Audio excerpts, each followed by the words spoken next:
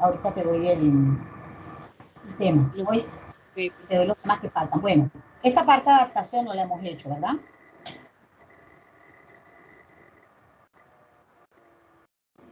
No, pero... Ok, de todas formas, Melanie, vamos a tratar que siempre que se termine una clase, pues será que le tomes una foto a la diapositiva para de pronto después tener la certeza por dónde quedamos hoy. Listo, profe. Porque como le doy clase a varios grupos, a veces sí. Ni siquiera anoto porque después no encuentro dónde anoté. Bueno, déjenme subirle un poco más a esto. Está en ciento, a ver, así. Ok, entonces vamos a hablar de la adaptación celular.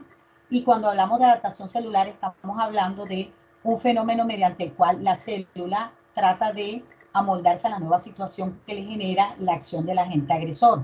En la imagen de arriba vemos un esquema, un dibujo de una fibra muscular cardíaca normal, el corte transversal del corazón con el ventrículo izquierdo, con su lumen normal y su grosor normal, ventrículo derecho igualmente, dentro de las características normales. A mano izquierda, viendo de frente, vamos a observar la fibra muscular cardíaca hipertrofiada o aumentada de tamaño, demostrando el fenómeno adaptativo que el corazón puede realizar. Y esto secundario a la acción de un agente etiológico, un agente agresivo, una noxa. Fíjense si comparamos esta imagen con esta, miren cómo el lumen del ventrículo izquierdo se cerró. Esto secundario a la hipertrofia concéntrica de ese ventrículo izquierdo, ¿sí? Lo cual aumenta de tamaño, termina aumentando de tamaño el corazón de forma adaptativa. Por otro lado, del lado derecho, vamos a tener cuando la célula no logra la adaptación, se lesiona. La lesión, ¿verdad? En este caso, está presentando como manera de un cambio vascular, ¿verdad? De tipo tumefacción, pero que recuerden que esa lesión reversible puede convertirse en una lesión irreversible, produciendo la muerte del tejido. Lo que vemos en la imagen del corazón, en el corte transversal, es la representación de un tejido necrótico o de la muerte del tejido, que se va a observar de color blanquecino con unas zonas más parduzcas, ¿sí? Entonces pasemos a...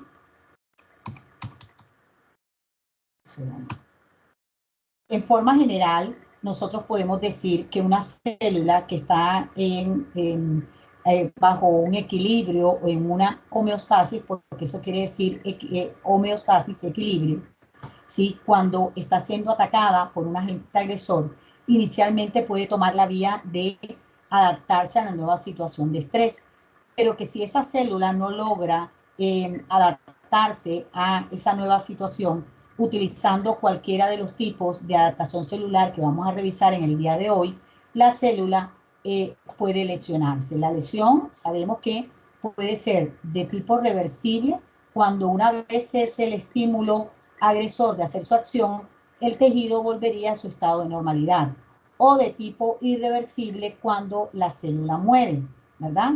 Y hablamos de que existían dos tipos de muerte, muerte por necrosis o muerte por apoptosis. Cualquiera de esas dos muertes pueden clasificar en el caso de la lesión irreversible.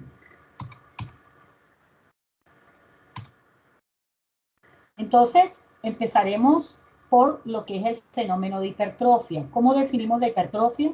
Lo vamos a definir como el aumento del tamaño de una célula que va a llevar a un fin. El fin es aumentar del tamaño el órgano que está sufriendo la hipertrofia, ¿sí? Este ejemplo ya lo hemos revisado en la primera diapositiva y veamos en forma esquemática cada uno de los fenómenos adaptativos.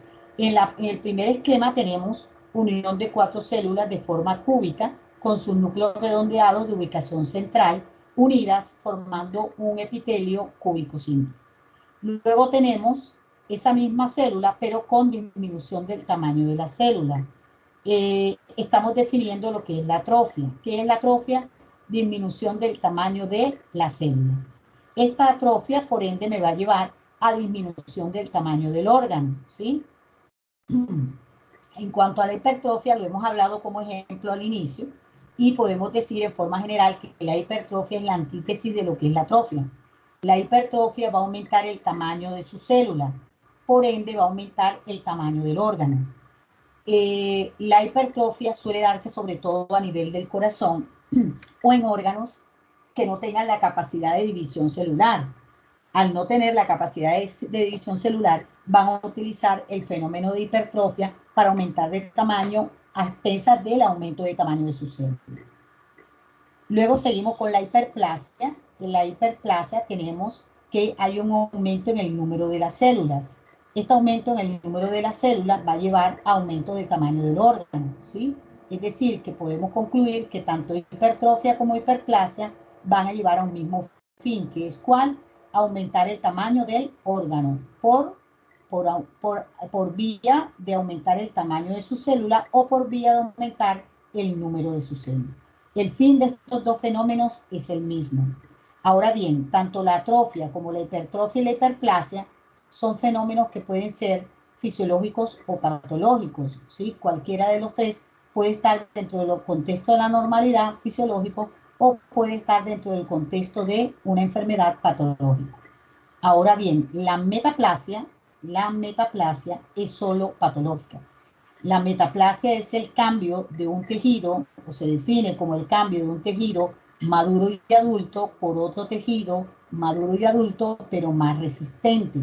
Resistente a la acción del agente agresor. Repito, metaplasia es el cambio de un tejido maduro y adulto por otro tejido maduro y adulto, pero que es más resistente o es más fuerte, ¿sí?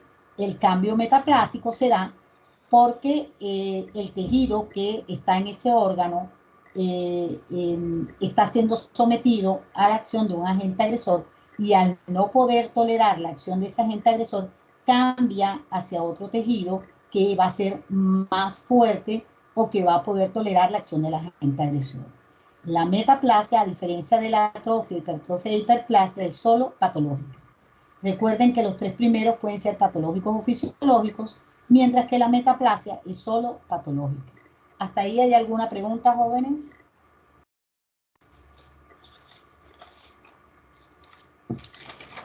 No. ¿Alguien tiene alguna duda? ¿Tiene alguna inquietud? ¿Cuál fue la que dijo que era patológica? Todas pueden ser patológicas. Lo que pasa es que la metaplasia es solo patológica, mientras que el resto de los otros tres fenómenos pueden ser patológicos o fisiológicos. Ah, ok. La única que es solamente patológica es la metaplasia. Así es. Ok, gracias. Bueno, entonces encontramos un ejemplo. En el primero vamos a hablar de la atrofia. Y en esta atrofia lo que vamos a encontrar es que podemos citarlo como ejemplo de fisiológico, lo que sucede con el cerebro del humano. A medida que vamos envejeciendo, nuestro cerebro va disminuyendo de tamaño. Lo que vemos en la imagen de la derecha es un cerebro de tamaño normal con las circunvoluciones de una característica completamente conservada. Mientras que del lado izquierdo vemos que la masa encefálica disminuyó, las circunvoluciones están más delgadas, inclusive en sectores han desaparecido. Entonces, esta atrofia es senil o se da a medida que aumentamos en edad. De ahí que a medida que vamos aumentando en edad, son muchas las cosas que ya hemos comenzado a olvidar, ¿verdad? Se nos olvidan muchas cosas y es por la pérdida de la masa encefálica y eso es completamente fisiológico, le sucede a todos los seres humanos. Para nosotros hablar de atrofia tenemos que tener en cuenta algo importante y es que la célula debe cumplir su desarrollo normal. Cuando ella llegue a ese desarrollo normal, si a partir de ese tamaño disminuyera de tamaño, ahí podemos denominarlo atrofia. Pero no podemos denominar atrofia cuando ella no ha completado el desarrollo normal y disminuyera a partir de esta célula que no ha completado su tamaño. ¿Eso se entiende?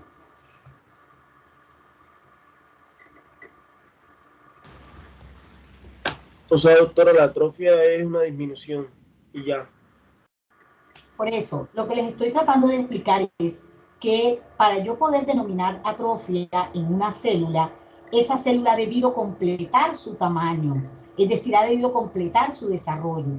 Y solo cuando ella llegue a ese desarrollo completo, si llegara a disminuir de tamaño, ahí puedo denominarlo atrofia. ¿Sí? Ah, listo, listo, ya sí entendí. Ok. Bien, entonces causas de atrofia de tipo funcional. Este ejemplo es muy común en los pacientes que se les practica, que sufren de fracturas.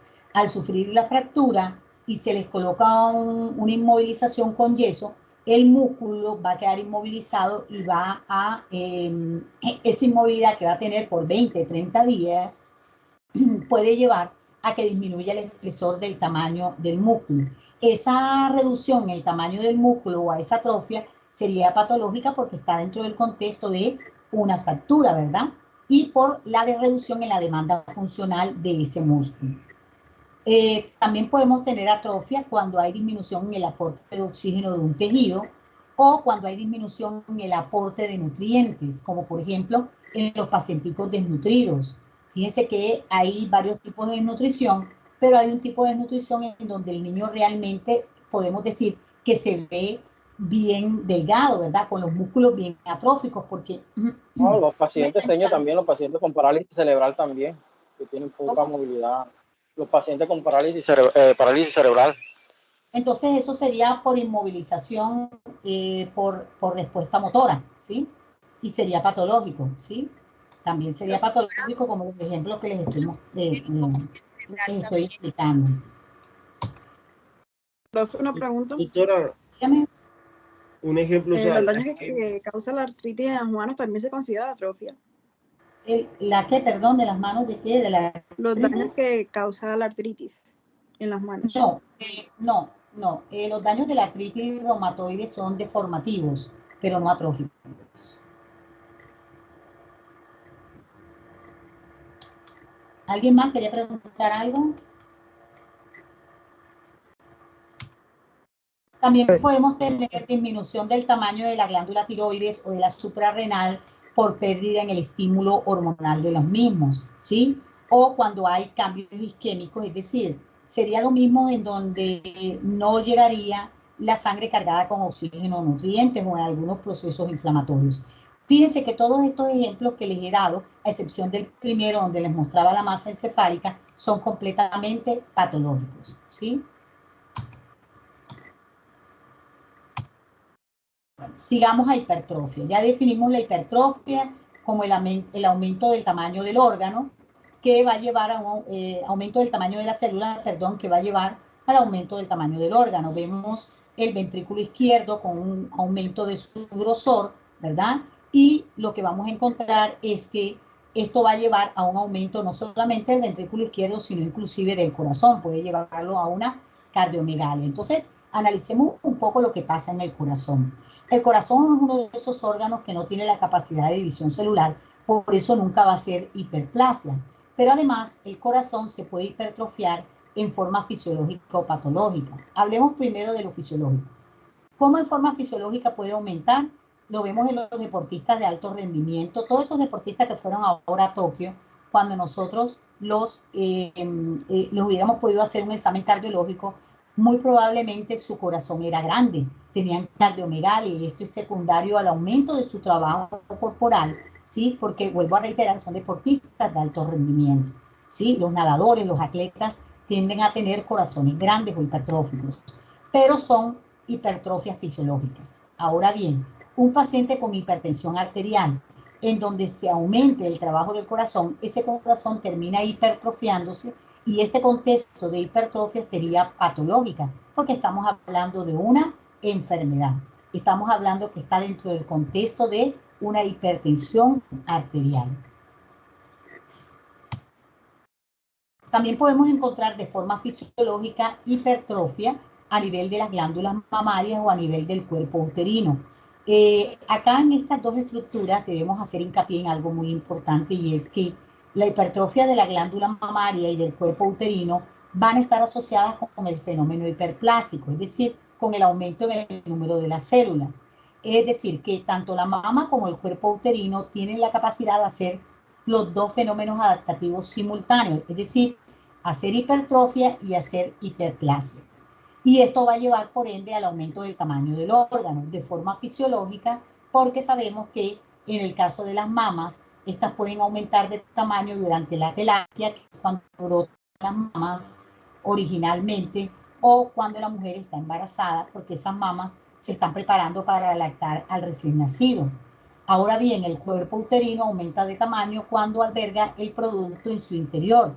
A medida que él va creciendo, va aumentando de tamaño y lo hace mediante los dos fenómenos adaptativos, hipertrofia e hiperplasia. Un ejemplo Señor, de disculpe, ¿sí? le voy a hacer una pregunta. Cuando hablamos de mama supranumeraria, ¿hablamos de una hiperplasia? No, eso es una malformación congénita. Las mamas supernumerarias pueden aparecer a nivel de la línea de la leche y la una está separada de la otra y pueden ser múltiples. De lo que yo te estoy hablando acá es de la misma estructura, no de multiplicar las estructuras, que es lo que sucede en el caso de la mama supernumeraria, que se da como una alteración de tipo congénito. ¿Eso se entiende? Ok, gracias, profe. Ok, también tenemos ejemplo de hipertrofia patológica, lo que sufre el cuerpo uterino. La matriz puede aumentar de tamaño cuando hay una lesión tumoral, como los leiomiomas. Lo verán el próximo semestre cuando hablemos de patología femenina en cuerpo uterino. Los leiomiomas son tumores benignos que crecen a partir de la capa de músculo liso o a partir de la capa media de los vasos sanguíneos. Entonces, estos leiomiomas van a aumentar de tamaño el cuerpo uterino, pero lo hacen de forma patológica.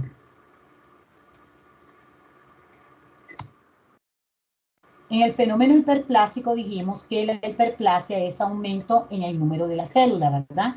Ese aumento del número de la célula me va a llevar a aumento del tamaño del órgano y que ese aumento puede darse por fenómeno hormonal en donde aumente de tamaño el órgano. Y lo dijimos hace un rato citando los ejemplos de órganos que pueden hacer tanto hiperplasia como hipertrofia, los dos fenómenos simultáneos. Lo vemos en las mamas de las mujeres durante la telarquía, ¿verdad? Que es cuando nacen, cuando brotan las mamas por primera vez, o en las mamas de la mujer que está durante la gestación, cuando esas mamas se están preparando para la lactación. O lo vemos en el cuerpo uterino de mujeres que tienen aumento del tamaño de ese cuerpo uterino, ¿verdad? Lo tenemos cuando la mujer está durante el estado de gestación y es completamente fisiológico. Las hiperplasias compensadoras suelen darse en órganos en donde se les haya realizado resección parcial, como en el hígado, digamos, porque tienen una lesión en el hígado y luego ese tejido hepático vuelve a proliferar a partir de una hiperplasia de tipo compensadora por la resección parcial del mismo, ¿sí?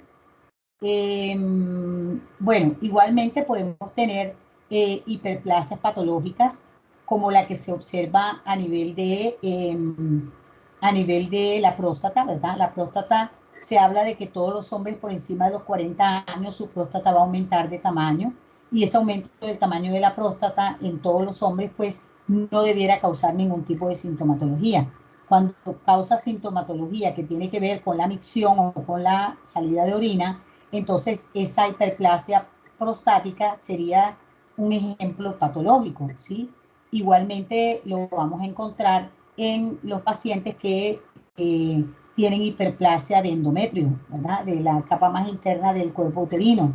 La hiperplasia endometrial se va a relacionar con estados de hiperestrogenismo y pueden llevar a la paciente a un adenocarcinoma endometrial. Entonces serían ejemplos de hiperplasia patológica. Entonces es importante que tengamos en cuenta que el tejido puede tomar la vía de la hipertrofia, es decir, aumentando el tamaño de sus células, o la vía de la hiperplasia, aumentando el número de sus células. Tanto el aumento del tamaño de la célula como el aumento en el número de la célula van a llevar a un mismo fin. Y ese mismo fin es aumentar el tamaño del órgano. Lo que pasa es que lo van a hacer por vías completamente diferentes. La hipertrofia lo va a hacer a expensas del tamaño de su célula y la hiperplasia lo va a hacer a expensas del número de las células. Jóvenes, ¿hay preguntas hasta acá?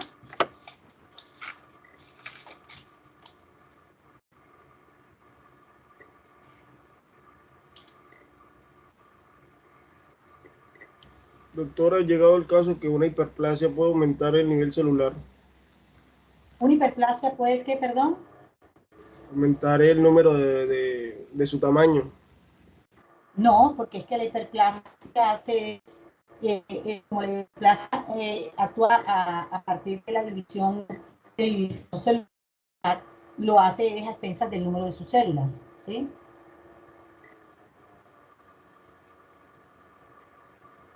Profe, ¿la endometriosis entraría en cuál?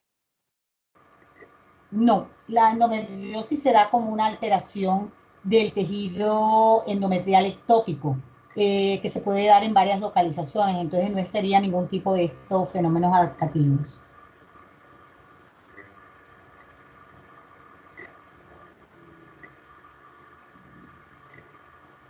¿Alguien tiene alguna otra pregunta? Profe, yo creo que hay un caso que fue muy famoso aquí en Barranquilla acerca de una muchacha que tenía un cáncer en la cara, en la parte, creo que le comenzó en la parte de la nariz. ¿Ese en qué tipo entraría? Perdón, es que no te oí muy bien. ¿Cuál es el que me estás preguntando? Hay una muchacha, ya falleció, ella tenía un cáncer en la cara, pero entonces, o sea, le aumentó en el número de células y también en el tamaño, o sea, hubo esos dos fenómenos, o sea, eso se da en el cáncer, ¿correcto? Por eso, ¿qué tipo de cáncer era? Hay que ver porque es Osteosarcoma. Era un un osteosarcoma. Sí. Ajá. Bueno, ahí lo que hace Y es aumentar. Ajá. Ajá, sí. Ya lo que me iba a responder es lo que le iba a preguntar es lo que me estaba a punto de responder. Ajá. Por Ahí eso, pasa es a decir, aumentar. en ese fenómeno sí va a haber un aumento a expensas más de hiperplasia que de hipertrofia, ¿sí?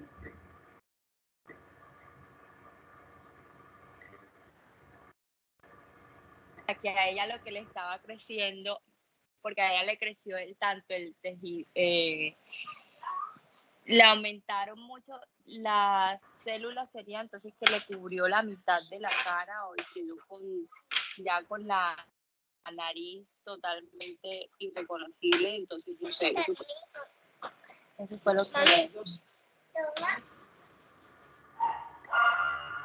Bueno, es que no te sabría decir, porque hay que ver realmente, bueno, tú dices que es un osteosarcoma, que es un tumor maligno de tejido óseo, ¿verdad? Pero bueno, normalmente debiera producirse a expensas del número de la célula, porque una de las características de los tumores, no solamente tipo carcinoma, sino sarcomas, es la proliferación celular. Entonces, bueno, no sé si eso responde tu pregunta.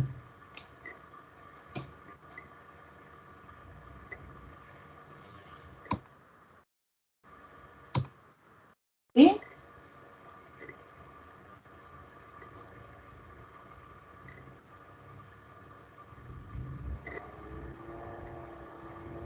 Hola, ¿me escuchan?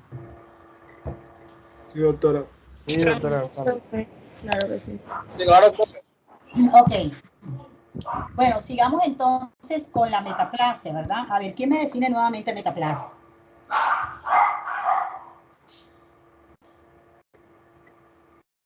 Cambio de un tejido maduro adulto a otro tejido maduro adulto, pero más fuerte. Ok, más resistente, muy bien. Entonces miren en la imagen lo que tenemos acá. Lo que tenemos acá es células cilíndricas, porque eso es algo importante que les debo decir. La célula que más se metaplasia es la célula cilíndrica, pero no es la única. La célula escamosa también se puede metaplasiar. Pero lo que vamos a ver es que normalmente el tejido o la célula, la forma celular que más hace metaplasia es la cilíndrica y se metaplasia hacia célula escamosa. Y eso lo van a lograr ver en los ejemplos.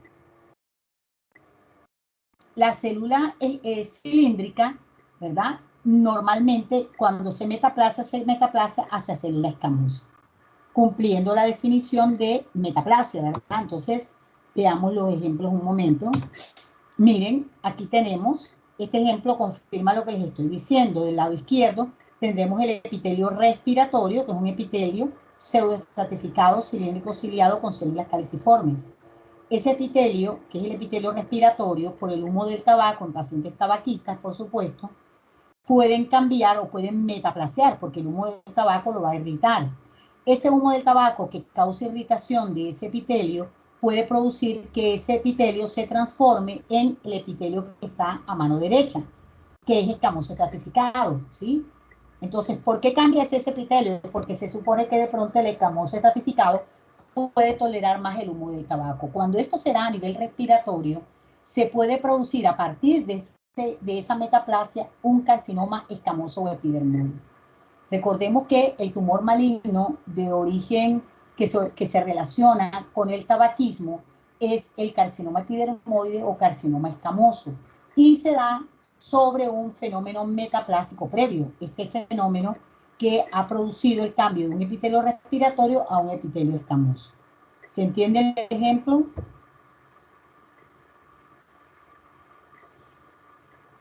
Sí, profe.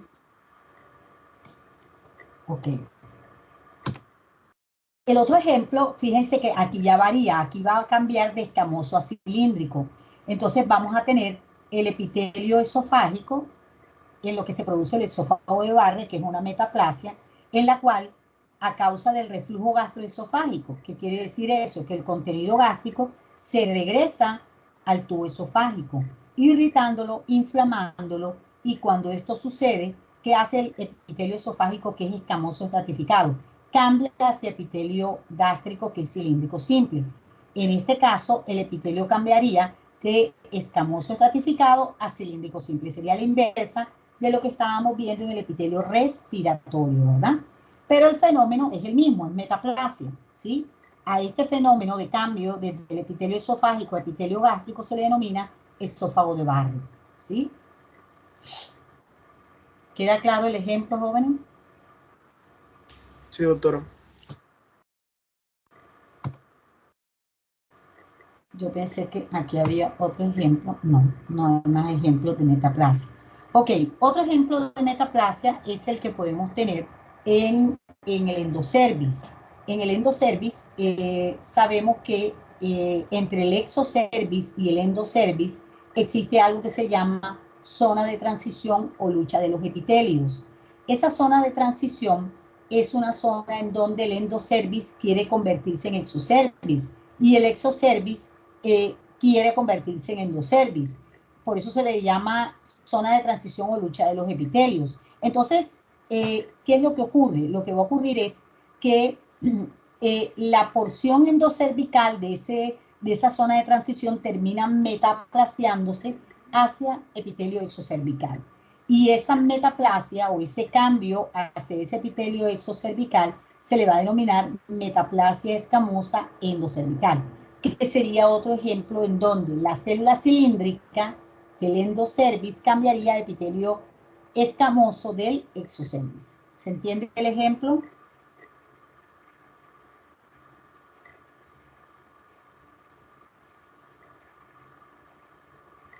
Profe, en lo personal, yo no lo entendí muy bien. No sé si los demás. A ver, lo que pasa es que, es que de pronto también para entenderlo deben recordar un poco la histología.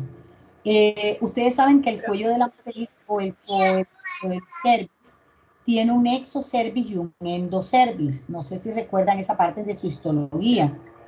Entre ellos dos, entre el exocervix y el endocervix, hay algo que se llama zona de transición o lucha de los epitelios. Esa zona de transición es una zona que tiende a metaplaciarse. Entonces, ¿qué es lo que ocurre?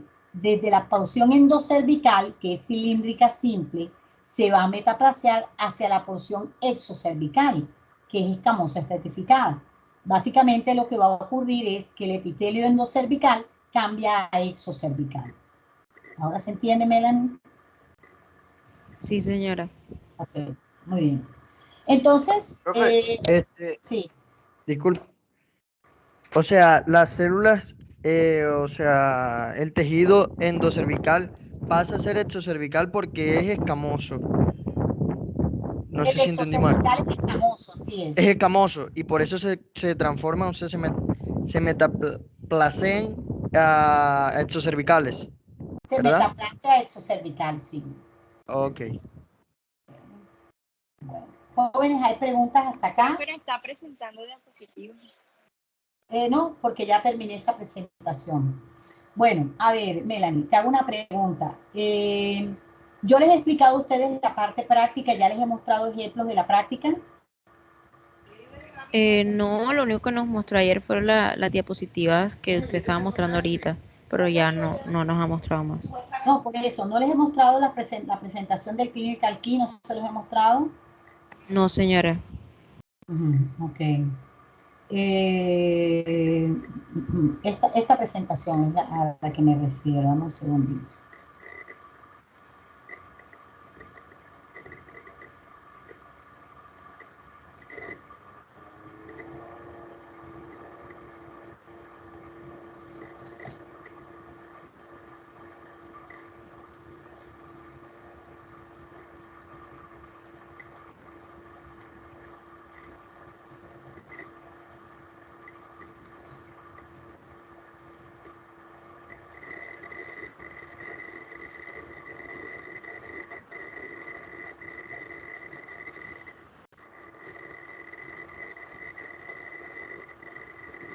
Esta, Melanie, no se las he mostrado todavía. No, señora. Ok, bueno, vamos a mostrarles hasta el ejemplo de aquí. Y después les mostraré la parte de la adaptación. Bueno, me confirman por favor que lo veis de buen tamaño. Lo voy a subir porque está en 100%. Vamos a ponerlo 180. Y ahí como lo ven, ¿Se ve bien? ok. Lo que vemos en la imagen es un tejido pancreático. Lo que voy a hacer ahora es citarles ejemplos de lesión celular, ¿sí? Entonces, lo que vemos en la imagen es un tejido pancreático representado histológicamente por los acinos serosos, que son todas estas estructuras que están en gran número, ¿verdad? Y que están rodeando esta otra estructura grande que son los islotes de Langerhans, ¿verdad?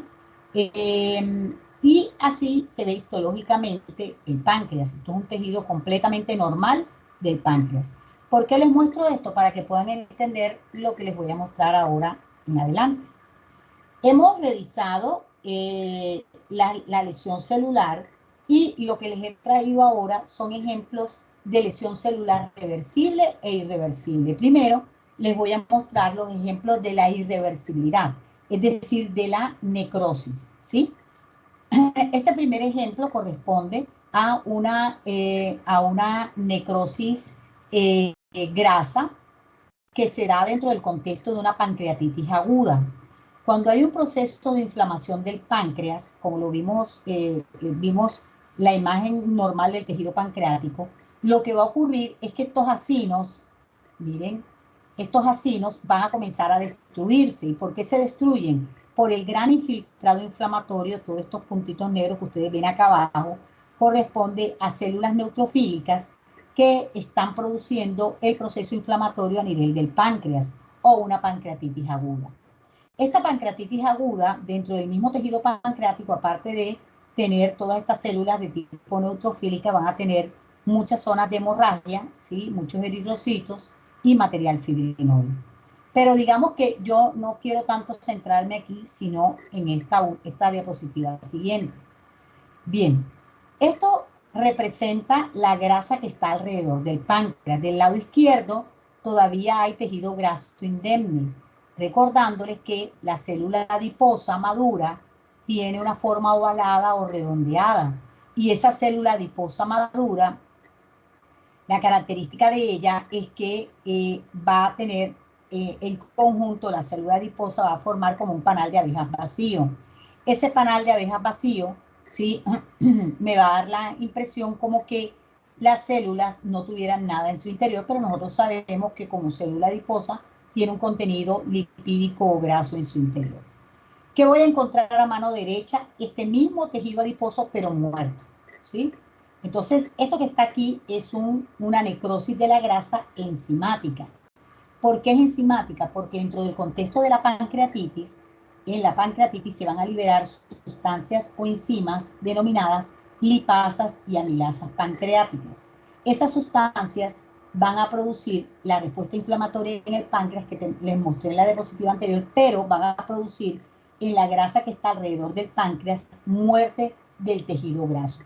¿Cómo se ven esas células adiposas grasas? Así como se ve la imagen del lado derecho, son células adiposas maduras que tienden a como conservar un poco la célula o la forma celular, pero que va a haber una membrana gruesa rosada reforzando esa forma celular. Es decir, se pierde la histoarquitectura del tejido adiposo, evaluándolo como un tejido adiposo necrótico, como una necrosis grasa de tipo enzimática. ¿Se entiende este ejemplo?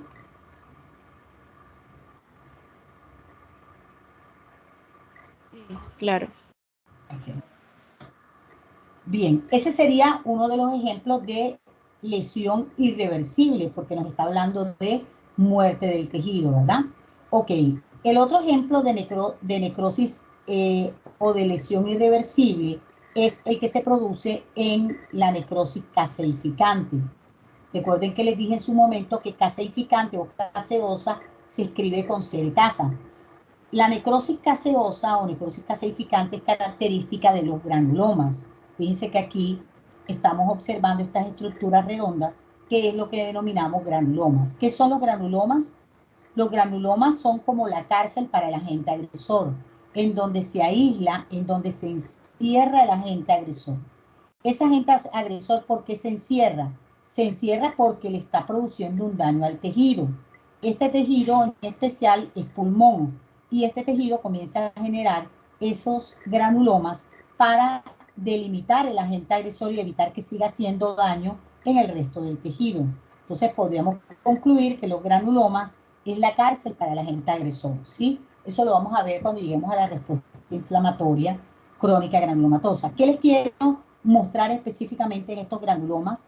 La zona central, que fíjense que se ve más rosadita, acá se ve mejor, ¿sí? Que corresponde a esa necrosis caseosa o caseificante. ¿Por qué se le llama necrosis caseosa o necrosis caseificante? Porque macroscópicamente, cuando se observa esta necrosis, es muy parecida al calcio de la leche. El calcio de la leche es el mismo, es la misma nata o el mismo queso de untar, parecido al queso de untar, es blanquecino. Entonces, por ese aspecto que tiene macroscópicamente, se le ha denominado necrosis caseificante. Y esa necrosis caseificante hace parte de los componentes de los granulomas de la tuberculosis. ¿Esto está claro, jóvenes? Sí, quería hacer una puntuación. Esos granulomas a veces, donde yo trabajo, son comunes en los bebés. Prácticamente después cuando nacen, después que le cortan el ombligo a los 3 días, a veces forman granulomas ahí.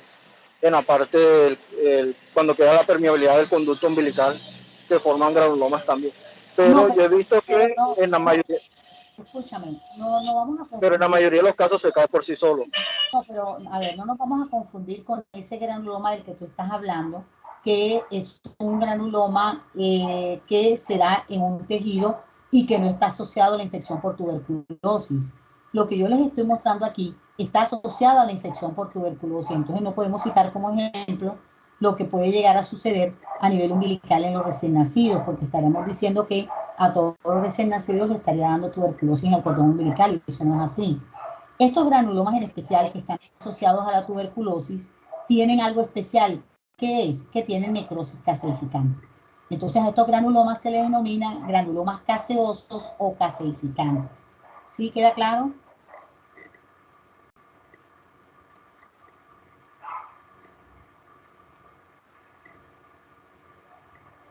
Yes. Ok. Entonces, otro ejemplo de necrosis es la misma necrosis grasa, pero es una necrosis grasa no producida por las enzimas pancreáticas, sino una necrosis grasa producida por el trauma, producida por un daño mecánico. Entonces, es la necrosis grasa traumática que se da sobre todo dentro del contexto de cuando hay trauma directo del tejido graso, ¿verdad? Sí, hay un golpe directo en una zona donde haya mucho tejido graso, se puede dar en forma secundaria por ese trauma muerte del tejido graso. Ahora bien, se puede dar por eso o también se puede dar dentro del contexto de pacientes que han tenido que se les ha colocado prótesis mamaria. La misma manipulación durante el procedimiento quirúrgico de la grasa mamaria puede provocar muerte de ese tejido graso mamario. Y ese tejido graso mamario, cuando ha sido manipulado para la colocación de un implante mamario, puede producir necrosis de la grasa y es de tipo traumática, no enzimática, sino traumática. ¿Cómo se va a ver? Pues la diferencia es que la célula adiposa va a tener formas diferentes o irregulares. Miren, ya pierde esa forma redondeada o ovalada. Miren, le salen aquí unas estructuras todas raras de la superficie de la célula. No va a tener núcleos y aparte de tener estas formas irregulares, la célula van a estar rodeadas por todas estas celulitas que están aquí y que tienen un citoplasma vacuolado, que son los histocitos espumosos. Todas estas células que están alrededor de estas células adiposas muertas son denominados histocitos espumosos. Los histocitos espumosos son células que fagocitan grasa y que se comen la grasa de esta célula adiposa muerta. Entonces, la característica de la necrosis grasa traumática es la célula adiposa muerta rodeada con diferentes formas y tamaños, rodeada de histocitos espumosos o células que fagocitan la grasa. ¿Sí? ¿Queda claro, jóvenes, este ejemplo? Profe, ¿me recuerda la función de los histocitos espumosos? Recuerden que los histocitos, existe el sistema fagocítico mononuclear que se encarga de proporcionar todos estos macrófagos en los diferentes tejidos. En este caso, este histocito se le denomina espumoso porque él se encarga de fagocitar grasa. Vamos a encontrar que el citoplasma, si ustedes lo pueden apreciar, es un citoplasma vacuolado porque él se come la grasa y la incluye dentro de su cuerpo, ¿sí? Entonces la función será fagocitar la grasa. Deme un momento, por favor.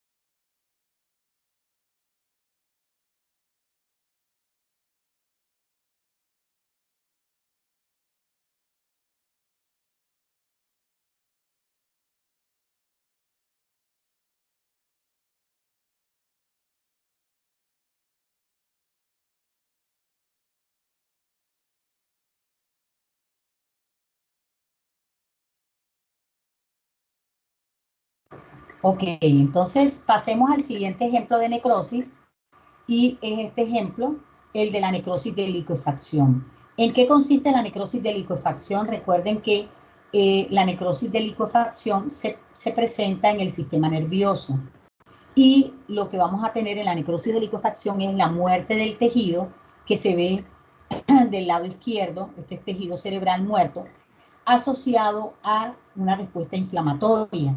Normalmente esa respuesta inflamatoria está dada por neutrófilos, que aquí se ven muy pocos neutrófilos, pero en esta imagen en especial se ven muchos histocitos espumosos. Fíjense que están señalados en este caso con el triángulo rojo. Entonces es la muerte del tejido, en este caso del sistema nervioso del encéfalo, asociado a respuesta inflamatoria, ¿sí? Que va a estar representada por histocitos, en este caso espumosos, pero también va a estar representada por neutrófilos, que inclusive pueden llegar a producir la formación de absceso. ¿Qué es el absceso? El absceso es el material purulento que se forma por la muerte del neutrófilo en grandes cantidades. Cuando Los neutrófilos mueren en grandes cantidades, van a formar pus y ellos mueren en grandes cantidades porque como toda célula tiene una vida media, al morir, si mueren generando una respuesta inflamatoria, pueden acumular o pueden producir ese material purulento denominado pus. ¿Está claro este ejemplo, jóvenes?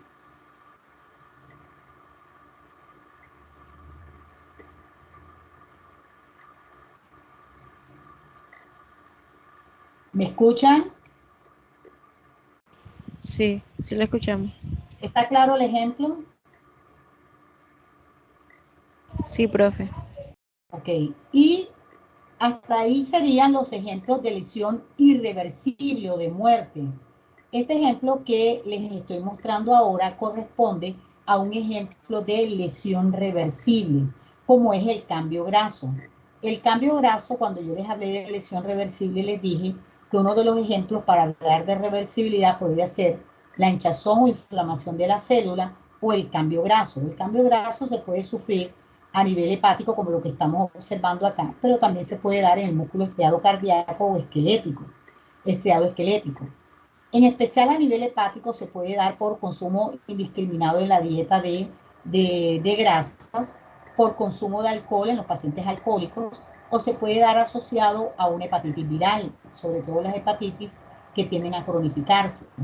¿Qué es lo que vamos a encontrar en el cambio graso? Lo que vamos a encontrar es que la célula hepática, que son todas estas celulitas que vemos aquí, esto aquí que se ve de color rosado y que tiene pero puntitos negros, y no se ven casi estas vacuolas que vemos de este lado, corresponde al espacio porta.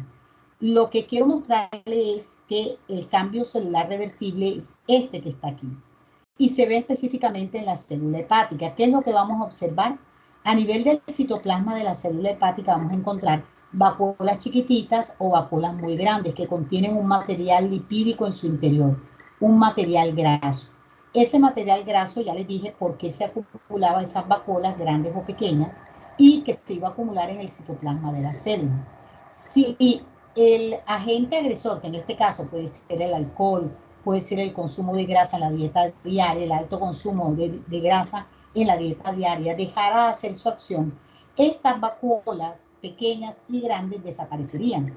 Por eso esto es uno de los mejores ejemplos para hablar de lesión reversible, porque este tejido hepático volvería al estado de normalidad. ¿Eso se entiende?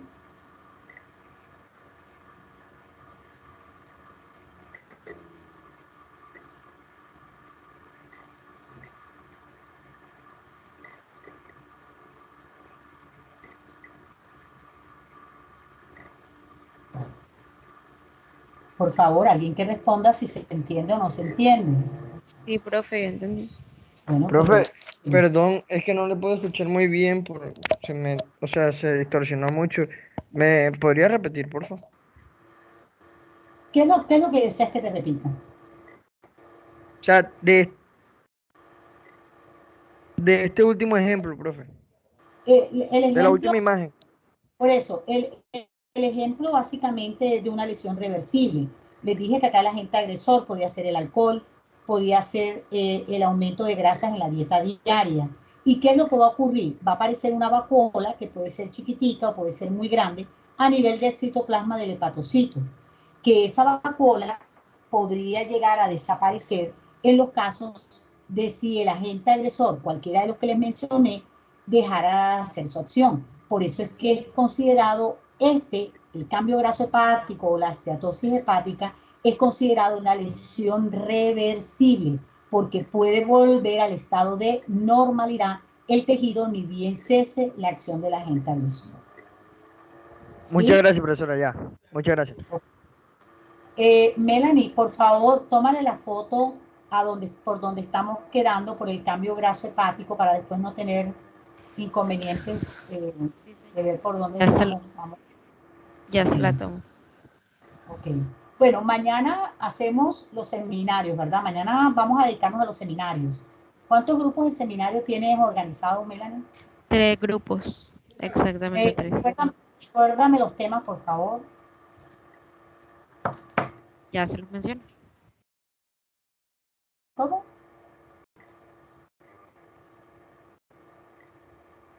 Ya se los menciono. Microscopía electrónica, inmunofluorescencia directa e indirecta, hibridación in situ, ese es los temas de un solo grupo.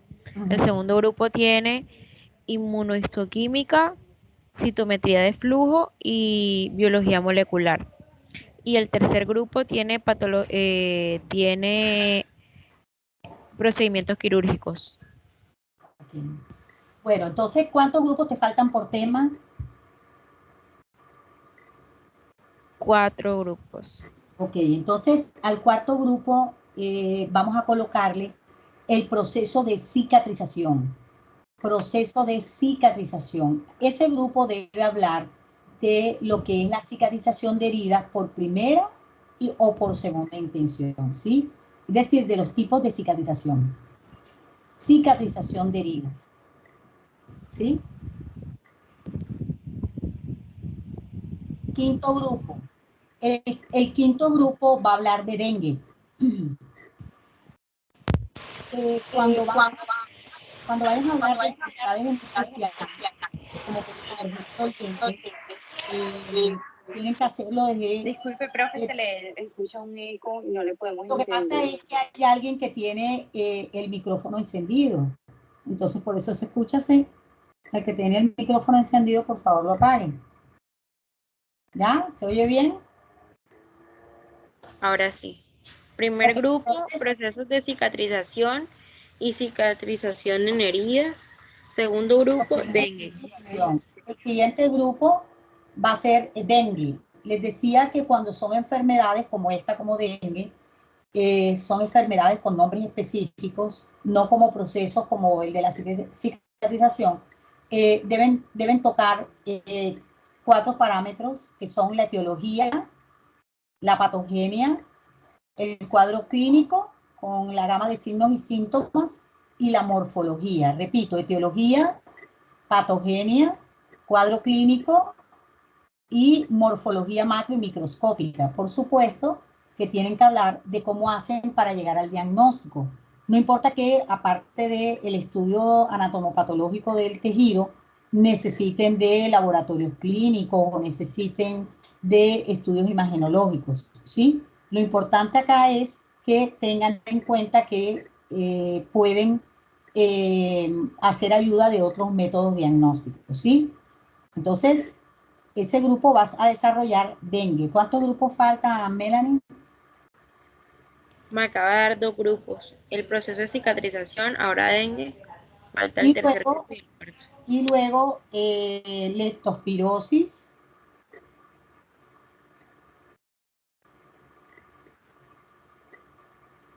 Leptospirosis, ajá. ¿okay? ¿Y faltan cuántos grupos? Un Uno. grupo. Sí, señora. ¿Okay? Este grupo que falta va a ser la infección por SARS, por el SARS-CoV-2, pero lo va a enfocar más hacia la infección respiratoria, ¿sí? Va a ser el enfoque mayor hacia la infección. Hablo en forma general del SARS, pero luego hace hincapié en la infección respiratoria, ¿sí? El SARS. Para mañana deben estar preparados los 3 grupos que ya había asignado, ¿sí? Cada grupo no debe demorar en su sustentación como máximo 40 minutos, no más de eso. Si se demora más de eso, yo comienzo a bajarles la nota, jóvenes, ¿oyeron? Porque a veces se demora 1 hora completa y la idea es que los demás tengan oportunidad de presentarse. No más de 40 minutos, hasta 40 minutos les acepto que utilicen para la sustentación, ¿sí? Bueno. Sí, Ok, nos vemos mañana entonces para desarrollar los seminarios.